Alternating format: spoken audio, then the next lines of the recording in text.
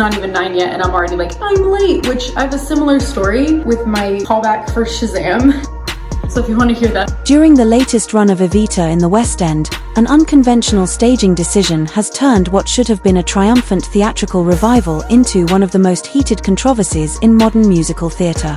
Night after night, instead of delivering the show's most legendary number inside the venue, Rachel Zegler steps outside the theatre and performs Don't Cry for Me Argentina directly on the street for anyone who happens to be passing by.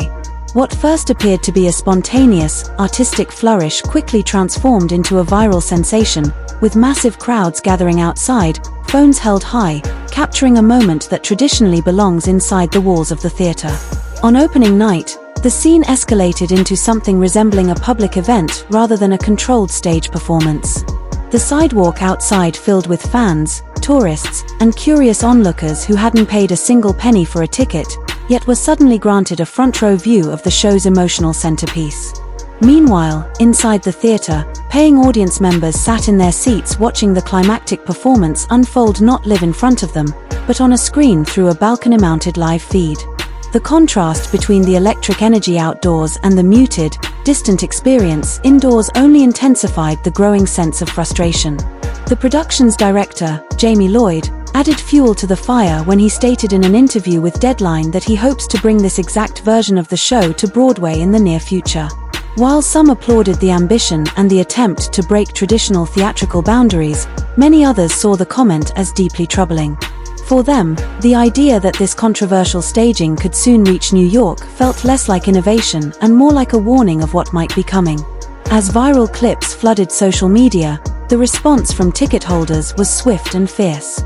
Many described feeling blindsided, explaining that they paid premium prices under the assumption that every iconic moment would be experienced live inside the auditorium.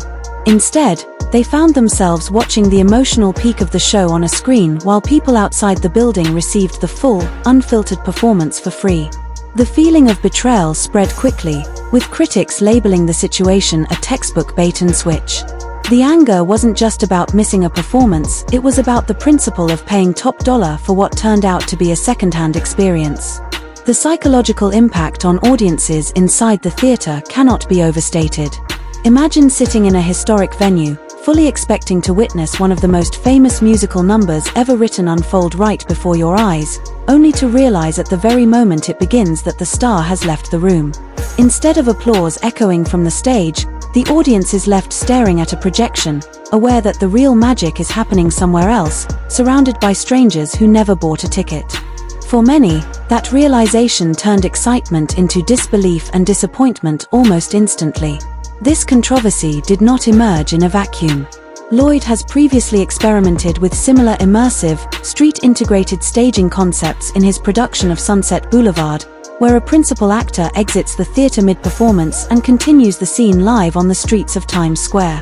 That production also drew sharp criticism at the time, with audiences voicing the same core complaint. They paid to be inside, yet the most important moment occurred outside where they could not fully participate in it. What was once dismissed as an experimental gamble is now being revisited as a troubling pattern. As the days pass, the debate continues to explode across London, social media platforms, and the wider global theatre community. Some defend the decision as bold, modern, and boundary-pushing, arguing that it democratizes performance by allowing anyone on the street to experience high art. Others argue just as passionately that it devalues the live theatre experience for those who actually paid to be there, undermining the fundamental agreement between performer and audience. To them, theatre is built on the promise of shared space, shared energy, and shared immediacy, something a video screen can never replace. They were standing on the sidewalk outside, and that is exactly where the most important moment of the night ended up unfolding when Rachel Zegler performed Evita in London, just not in the way fans ever expected. Anticipation for her performance had been through the roof for months, with many hailing her as a once-in-a-generation powerhouse stepping into the legendary role of Eva Peron. Ticket holders entered the theatre with sky-high expectations, ready for the kind of emotionally overwhelming, unforgettable moment they would later describe to friends as a true theatrical milestone. They believed they were about to witness something historic, the kind of performance people talk about for years. What they got instead felt to many like watching a surreal karaoke session taking place on a city street. The night took a bizarre and frustrating turn when fans seated inside suddenly realized that Zegler was no longer on the stage. Instead, she had stepped out onto a balcony and was now singing to random pedestrians gathered below, while the paying audience remained trapped indoors, forced to watch the performance unfold on a screen. Some attendees had spent hundreds of pounds for premium seats, expecting the ultimate live experience, only to find themselves staring at a live stream of a moment that strangers outside were enjoying in real time, completely free of charge. The phrase bait and switch is often overused, but for many that night, it felt uncomfortably accurate. The outrage was instant and explosive, spilling across every corner of social media within minutes of the performance ending. One fan wrote bitterly, "I feel like I just paid not to see Rachel Zegler perform." Another joked, "Do I get a refund, or do I just camp outside next time for the real show?" What was meant to be the most emotional climax of the evening instead became the source of its greatest backlash. The sense of disappointment was amplified by the feeling of helplessness. Audiences inside could hear the distant crowd outside reacting live while they remained stuck watching through a digital barrier. The frustration did not come only from English-speaking fans. Tourists who had flown in specifically for the show joined the backlash as well, posting furious reviews in multiple languages and describing the same feeling of disbelief. Many said they had planned entire trips around the performance, investing time, money, and emotional energy into what they believed would be a once-in-a-lifetime theatrical experience. Instead, they walked away feeling like spectators to an event happening just out of reach. Refund demands quickly became the theme of the night, and it was clear almost immediately that this outrage ran far deeper than a single disappointing performance. For many fans, this wasn't just about one bad evening at the theater, it felt like yet another example of a growing cultural divide between celebrities and the very audiences who support them. Instead of prioritizing the paying ticket holders who had invested their money, time, and excitement into the show, Rachel Zegler appeared to devote more energy to creating what was framed as a magical moment for people outside who hadn't bought tickets at all. This little boy dog who just admires me while I'm looking in the mirror and doing things, he'll just sit above. To frustrated fans inside the venue, it felt like the ultimate slap in the face. Spoiler alert, it didn't go over well. As backlash surged online, old interviews and past quotes began resurfacing almost instantly, fueling a broader narrative around her public image. In one widely shared clip, she was asked what it felt like seeing herself for the first time fully transformed into Snow White. She laughed at the phrasing, called it perfect, and described the experience in emotional, almost breathless terms, talking about wearing costumes by Sandy Powell, being lit by Mandy Walker, and standing on stage overwhelmed with emotion. She admitted she was crying, then laughed it off, joking about how often she cries in public. When asked why, she explained that she had seen the logo appear on screen, realized that her name was now forever attached to Snow White, and broke down completely. She went on to praise Nadia Stacey for designing the look, calling it one of the most incredible moments of her life.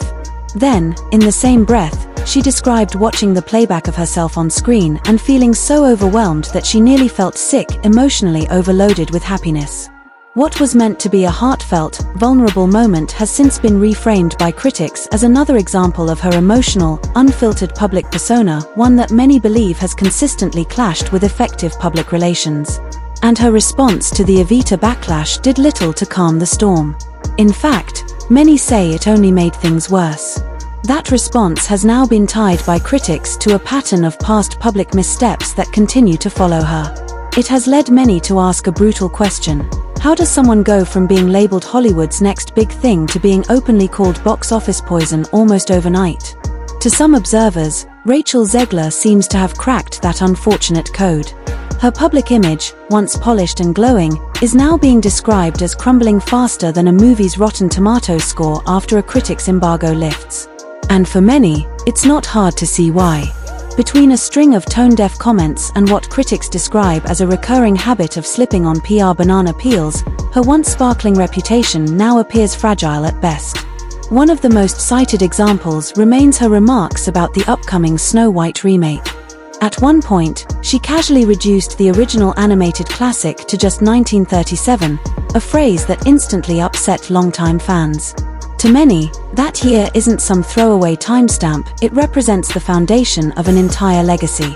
It was Disney's first princess film and a cornerstone of childhood nostalgia across generations. But the controversy didn't stop there. She went on to describe the prince as a stalker, and while some tried to interpret it as humor, many felt it wasn't framed as a joke at all. Instead, they saw it as another instance of dismissing something beloved by millions. It left many fans who deeply adore the original story wondering whether Rachel Zegler truly understood or even respected the source material at all. To them, it felt like signing up to play Superman and then mocking the cape, technically allowed, perhaps, but fundamentally missing the point of why the role matters to people. And while her comments about the material stirred plenty of anger on their own, critics argue that tone-deaf remarks are only part of the problem. Her behavior toward fans over time hasn't exactly earned her much goodwill either, and that resentment has been steadily compounding. Some critics have gone as far as to say that none of this could have happened to a more fitting person, arguing that she is quite literally the lead star of a Disney blockbuster and yet often presents herself as though she is a victim of the system. To them, that mentality feels deeply disconnected from reality. They point out that she is a multimillionaire actress living out what countless struggling performers can only dream of, yet she frequently speaks as if her life is defined by hardship and injustice. The reaction to this mindset has been brutal, especially as the box office numbers for Snow White began to paint an ugly picture. The film reportedly delivered one of the worst performances ever seen for a Disney live-action remake, even trailing behind Dumbo, a title that itself struggled commercially. For her harshest critics, this contrast feels surreal. She is living the ultimate breakthrough moment of a young actor's career, and yet, in their view, she seems to wave it away while continuing to frame herself as wronged.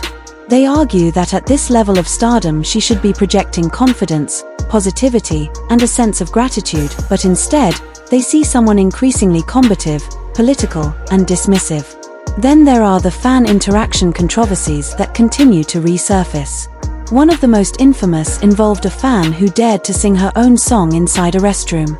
Rather than laughing the awkward moment off or declining with grace, Zegler later stated that the experience ruined her entire night. While most people can agree that bathroom acoustics are uncomfortable at best, many felt the emotional weight of her reaction was wildly disproportionate.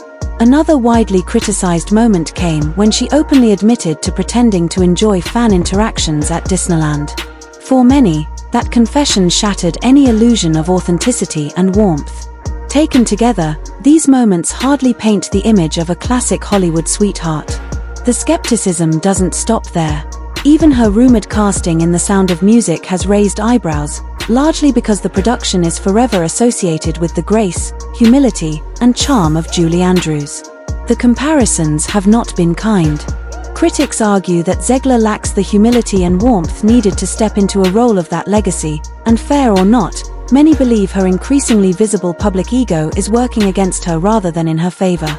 When all of these controversies are viewed together, the balcony performance during Evita, the dismissive or awkward fan interactions, the controversial comments about beloved classics, they begin to form a single, uncomfortable pattern.